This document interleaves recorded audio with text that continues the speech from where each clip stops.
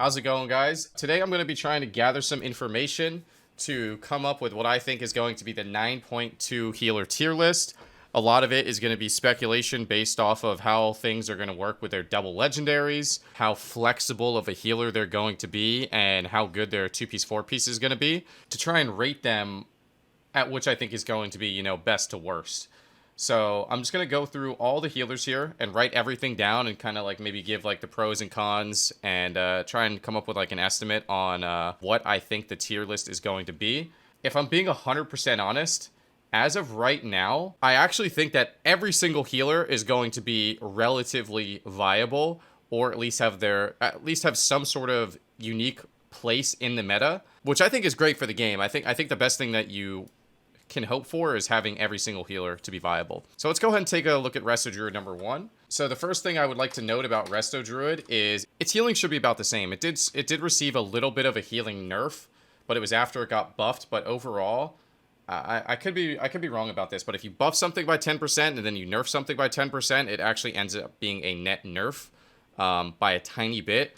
So it has a little bit less healing. I think it's like a 1% healing nerf overall. If it goes to 110% and then gets nerfed by 10%, that's 11%, so it goes to 99. I think it's like a 1% healing nerf, basically useless. 80% effectiveness on Legendary, 80% on Lego, which doesn't actually end up being any different at all, and I'll explain that right now. So the way the Legendary worked was 8 seconds on Send Ward, and then you extend that by 10, so it goes to 18 seconds, and then after 15 seconds, when there's 3 seconds left on Send Ward, you extend that by 10, so then it goes to 13 seconds, which means in 2 seconds, your Send Ward is off cooldown. So yeah, basically at this point right here, there'd be 2 seconds on the Send Ward. So now it's going to look like this. It's going to be 8 seconds on Send Ward, plus another 8 seconds goes to 16 seconds. And the main reason why I think this nerf doesn't matter that much is because you can still double increase the Send Ward. So there will be 1 second left on Send Ward. So your next global absolutely has to be Swiftmen, which puts this at 11 seconds, which means there's going to be 9 seconds left on Send Ward now.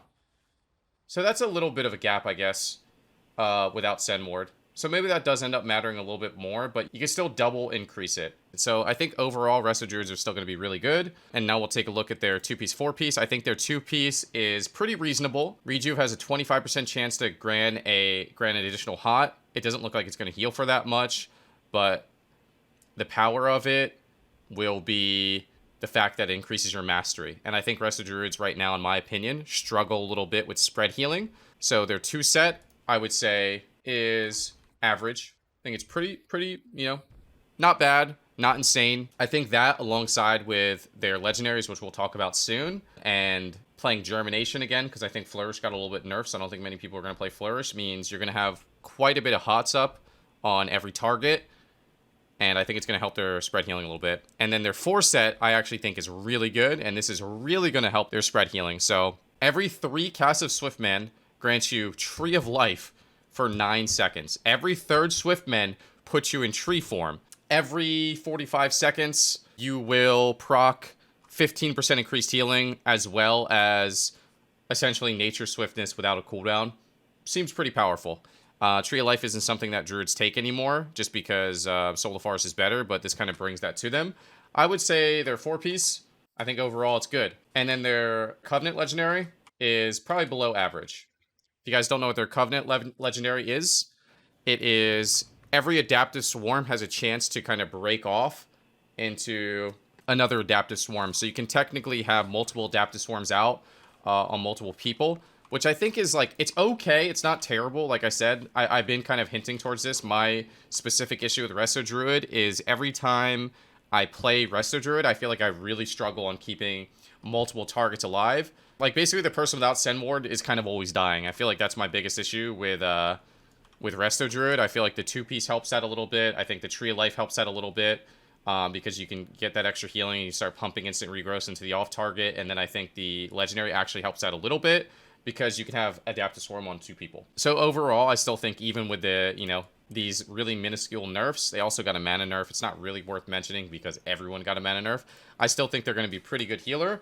But let's go ahead and compare them to some of the other healers and just kind of see where they land. So basically right now, if you haven't gotten the memo, I think our druids will still play Necrolord. So let's go ahead and log onto the Paladin here. Paladin I actually think is looking pretty strong.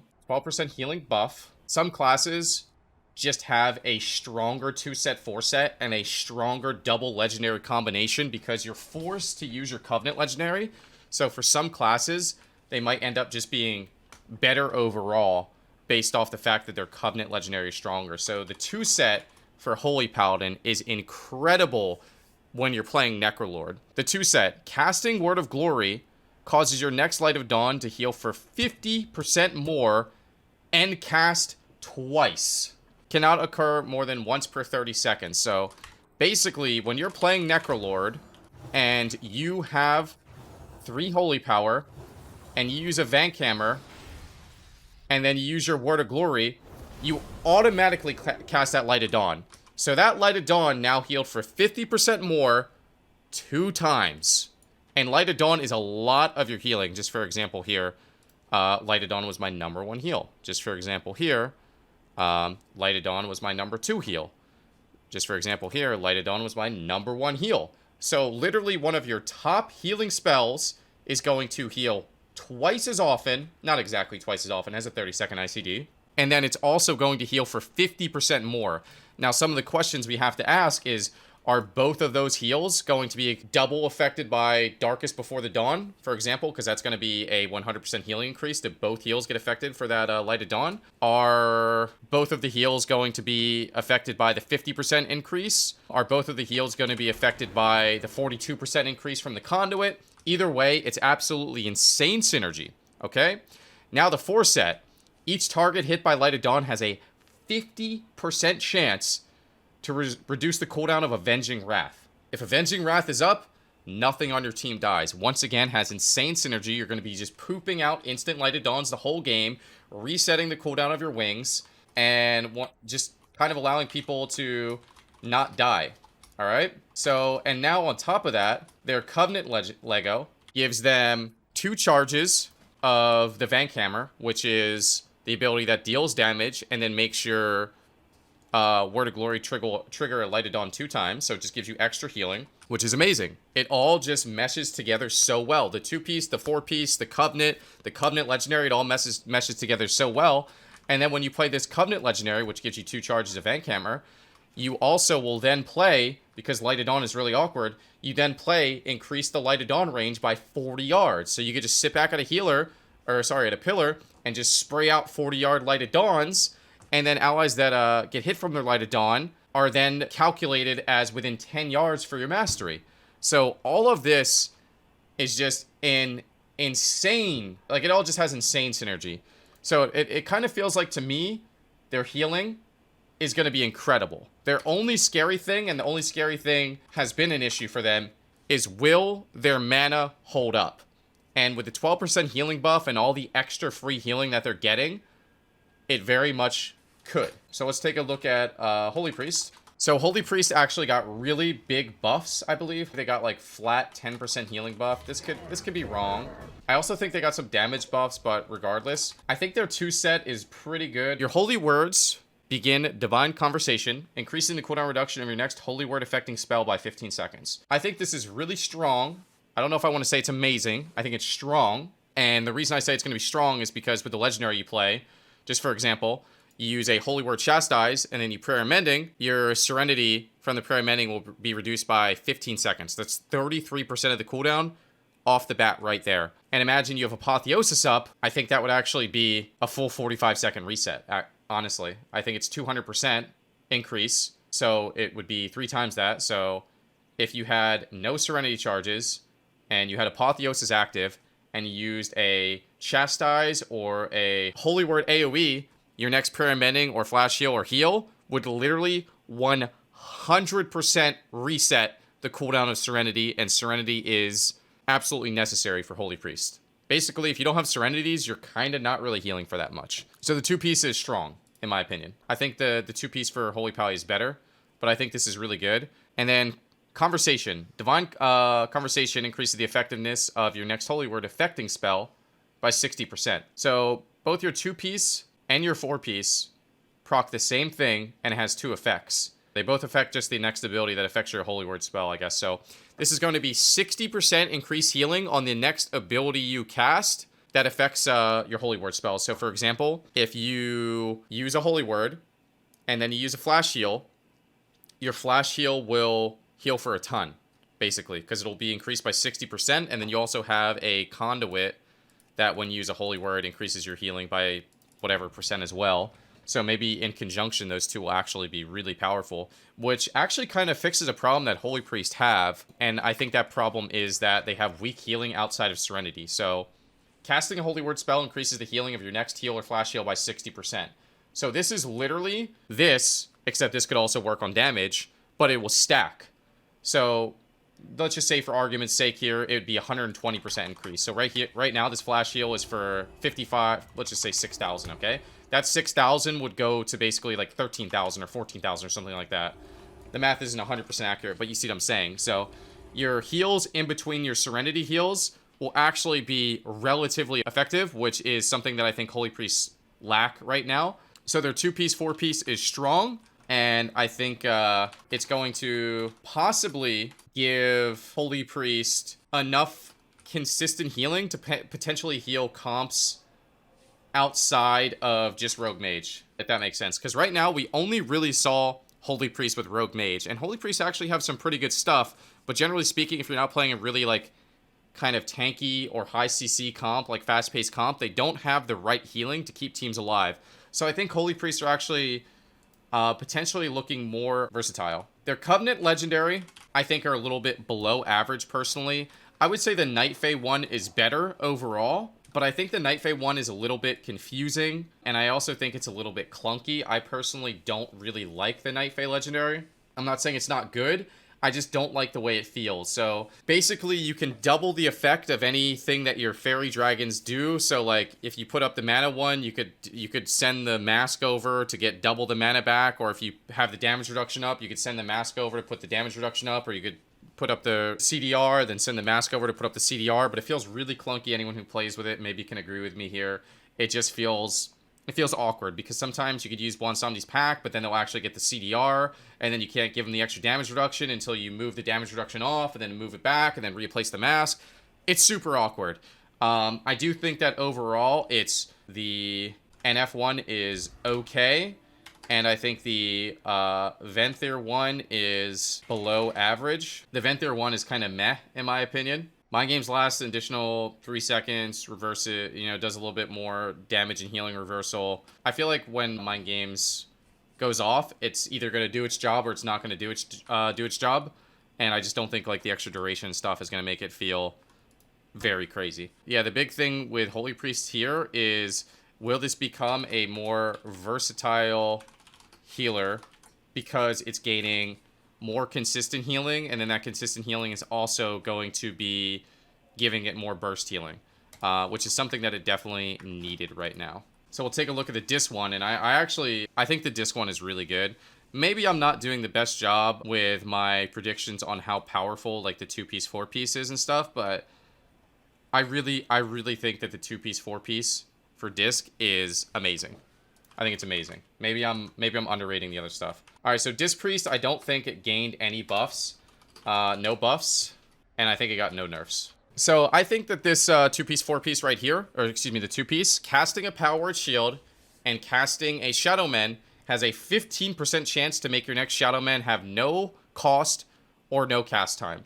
And I'm going to put amazing for 2 reasons, because you actually don't have to change your gameplay at all. You're always shielding and you're always shadow mending. Disc Priests right now struggle with mana, so the no cost and the no cast time I think is really good. I think that Disc Priests already have like kind of like a ton of instants, so this being added to their arsenal for when they get like CS or something like that, it's going to be pretty scary. They can literally just, cast a Shadow Man into an instant Shadow Man. It's just going to be like boom boom, I think it's going to be pretty powerful. I also think that Disc Priest had really strong burst healing, and this is going to give them more consistent healing, with instant radiance and rapture. I feel like it's really hard to kill through like those priest instants. And generally speaking, I almost feel like it's hard to beat a priest team until they're 100% anyway. And this will help them be a little bit more efficient. And now this 4-piece, in my opinion, is one of the 4 pieces that I'm most excited for. I feel like this is just going to make Priest feel like their healing is incredible. Absolutely incredible to the strongest degree. So I feel like anyone who plays Disc Priest right now understands that putting up your Purge the Wicked or Shadow Word Pain to kind of bait procs for Power of the Dark Side to make your penance stronger. Everyone understands the power of that if you play Disc Priest. But if you don't, all your dots have a chance to make your penance 50% more effective. What this is going to do, it's going to make your penance basically another 45% on top of that. So basically from 50 to 95. So basically 100% more effective.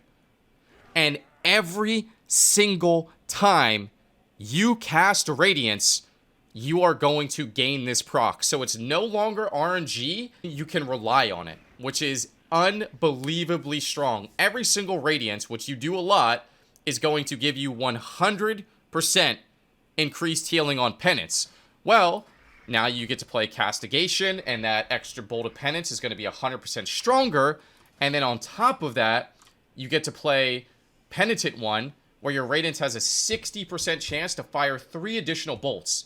So you could shoot out 7 bolts of Penance that heal for 100% more. That just feels like the consistent healing on Priest is just going to be absolutely incredible. Also does 100% more damage, by the way. So it's super flexible because it could be really good AoE healing. So I feel like this 2-piece and 4-piece in conjunction with the Legendary just has incredible synergy. Now, the Covenant Legendary for Disc Priest is the same, unfortunately. I feel like the Night Fae Legendary is okay, and I feel like the Venthyr Legendary is below average. But once again, I feel like that Disc Priest, you didn't really see it outside of Jungle and outside of Rogue Mage, but I think that there's a really strong chance that Disc Priest might just be a very versatile healer come 9.2 with everything that they got. And one of the things I want to mention is I never really thought about playing Disc Priest with like melee cleaves and stuff like that, because I just kind of feel like it doesn't have the right type of healing.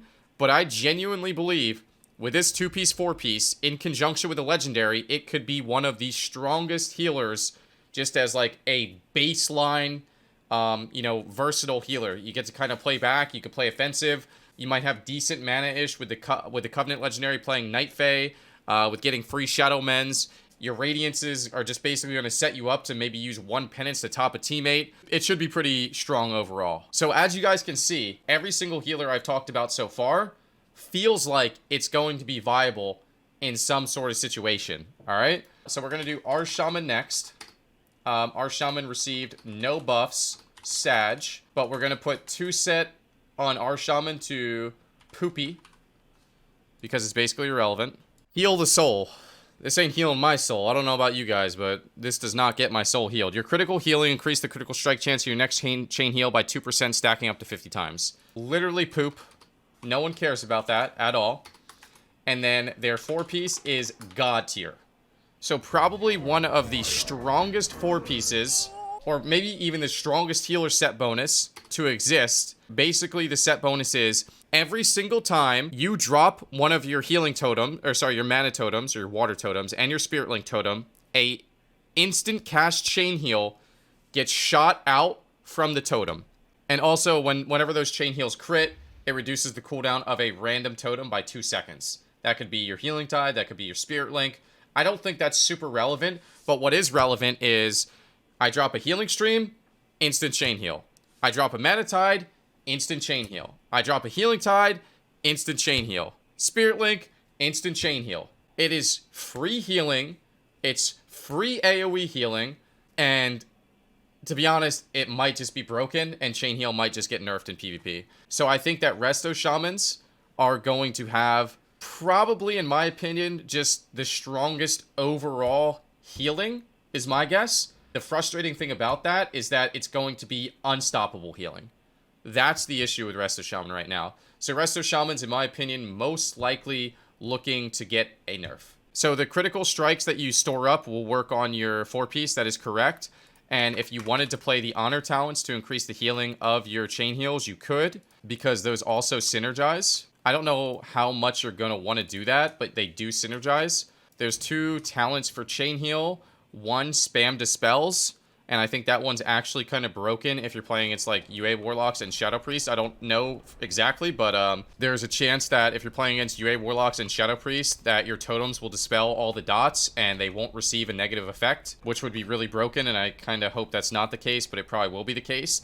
And then you could also choose to play Tidebringer, which you don't actually plan on casting the chain heals, but the jump distance between the chain heal will be increased by 100%, which means that your chain heals will be hitting the whole arena, you know what I mean? So Tidebringer is actually really good. Maybe you play Cleansing Waters versus like Shadow Priests and UA Warlocks.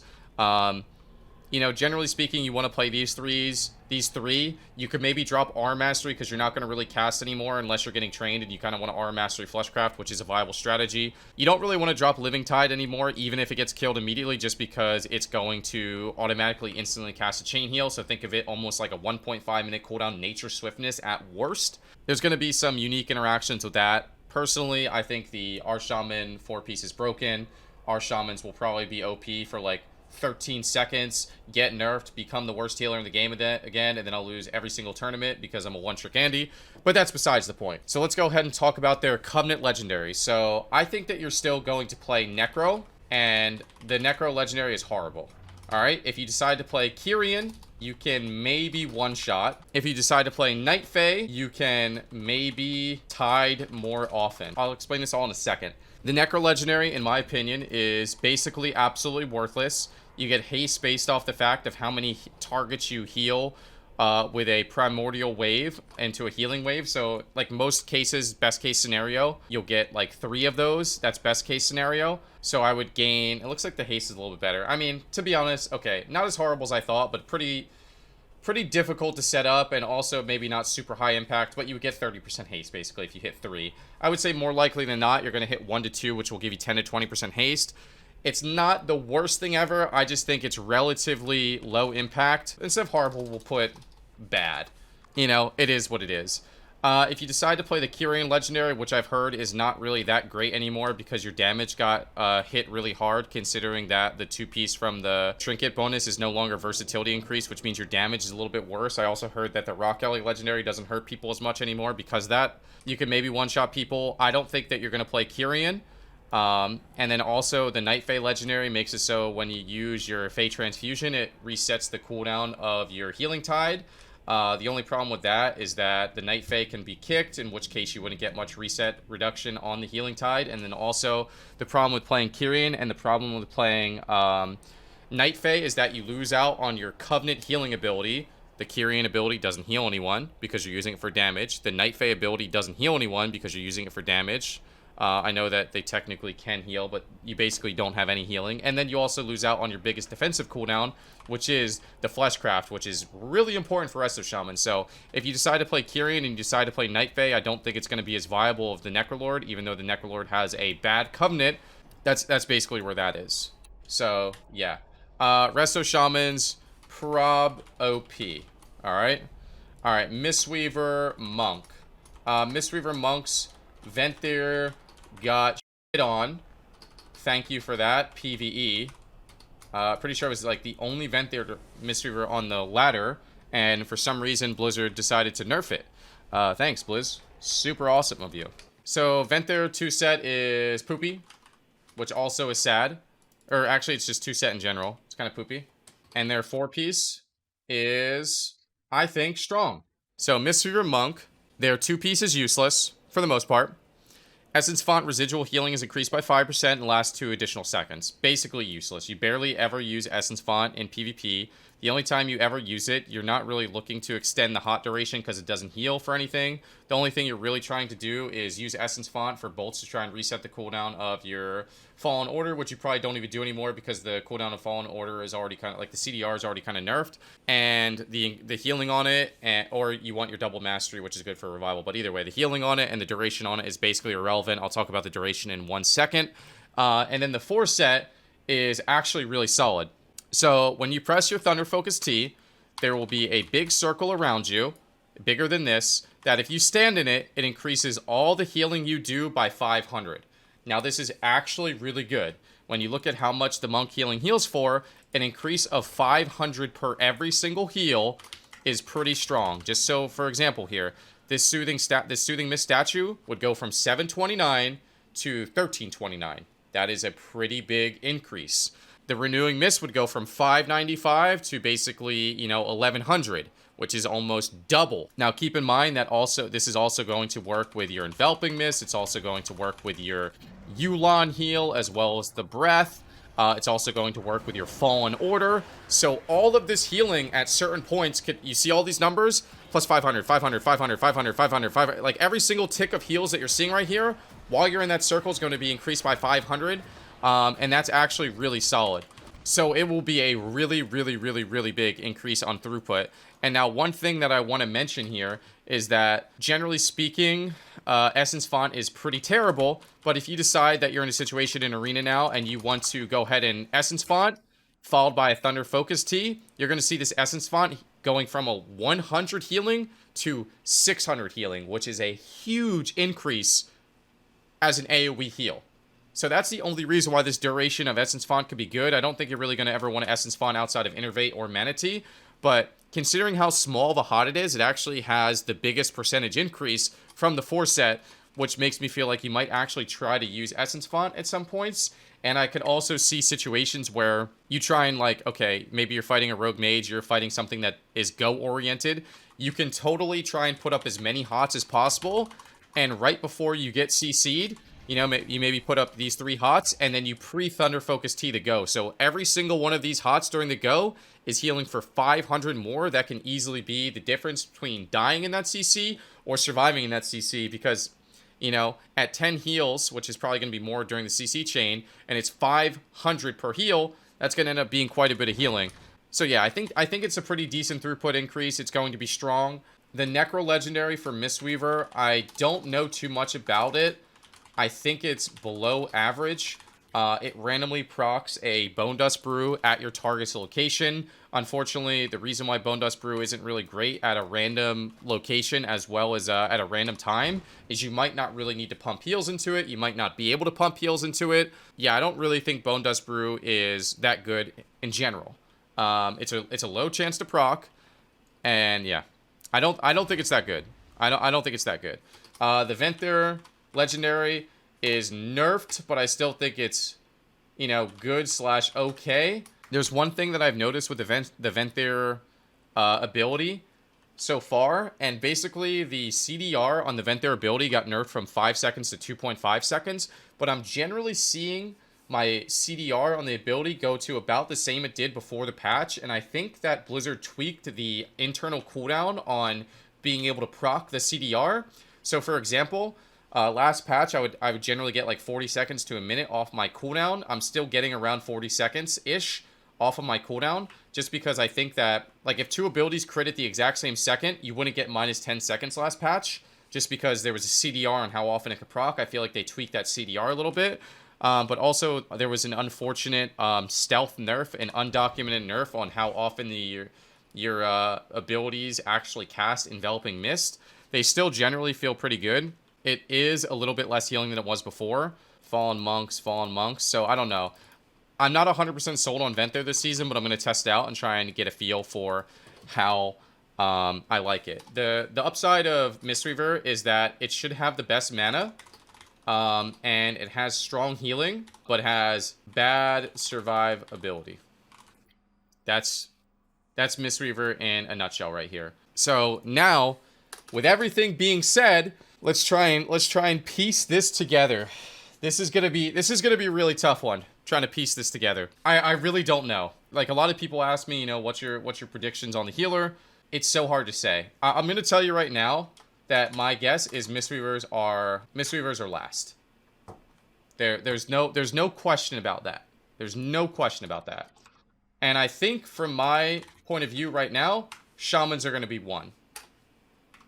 This is where I'll start. I'll start off at the top and I'll start off at the bottom. I think Resto Druids are not going to be as incredible as people think. I think that they're going to fairly frequently. I think it's going to be a really bursty meta. And I think that they're not going to have the right tools to deal with a really bursty meta. So I kind of feel like Resto Druids are going to be middle of the pack healers, if I'm being honest. So, like, let's just put Resto Druid at 4.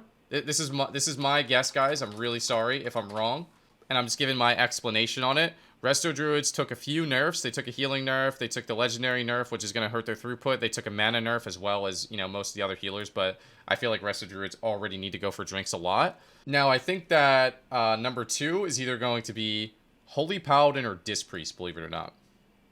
But I'm gonna put it at Holy Paladin. I think Holy Paladins are going to be more versatile than Disc Priest. I think that in a fast meta, Holy Paladins always reign supreme because their cooldowns are very powerful in a fast meta.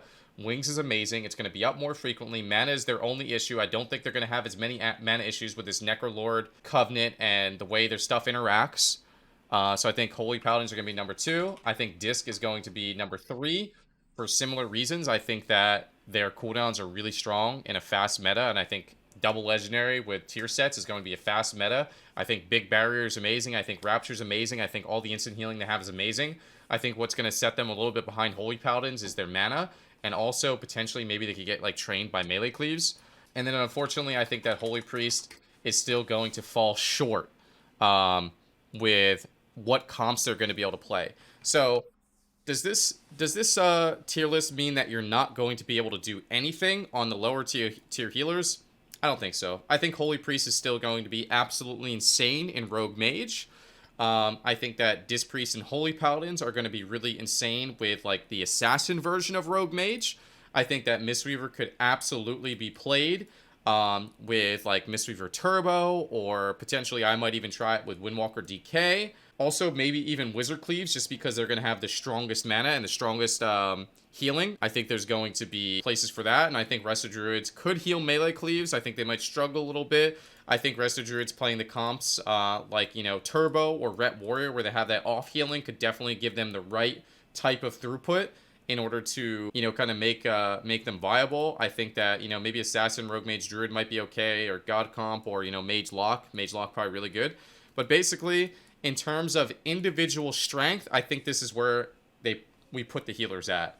It doesn't necessarily mean, you know, for example, RMP could be the best comp of the game and you fight only one comp with Holy Priest, but I still don't think they're the strongest actual healer. So I would say this is where my healer tier list is. I hope you guys enjoyed. Thank you very much for watching. We'll see how this unfolds. That's what they call me. I promise that you never be lonely. Be the band that's